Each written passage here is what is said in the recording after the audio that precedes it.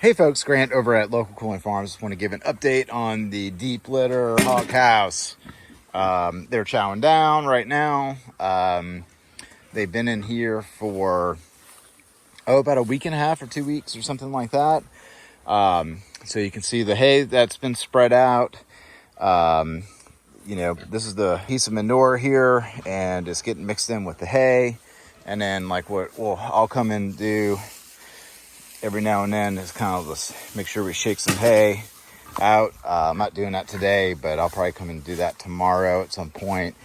So yeah, this is what it looks like. It's nice and dry in here, even though that our plastic has been torn up pretty bad because we've had some trees die right around here because of the drought last year, and we got branches falling.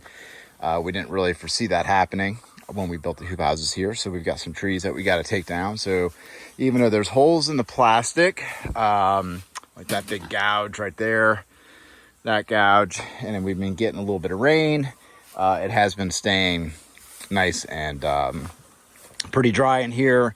It doesn't smell in here.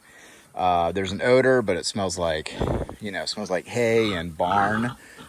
So there's no disgusting anaerobic, putrid, nasty pig odor. Some of you guys know what that kind of looks like.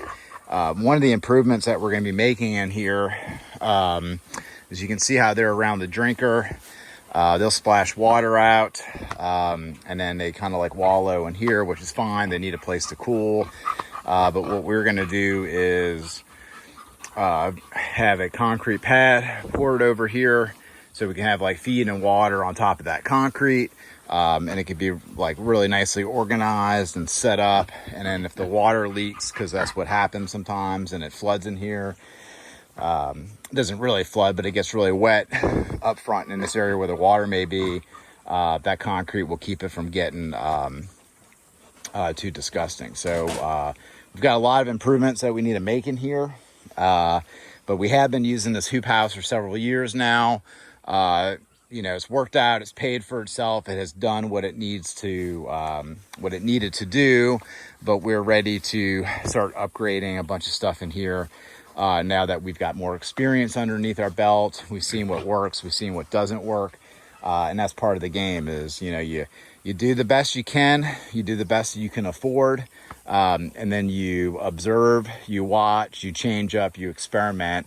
And then as you get further into it and you start cash flowing things and they start paying for themselves, and then you can get that money and move forward into improving that thing. And that's where we are with our farm, is that we built out a lot of cool stuff, and it's starting to have some wear and tear on it, and it's time to improve.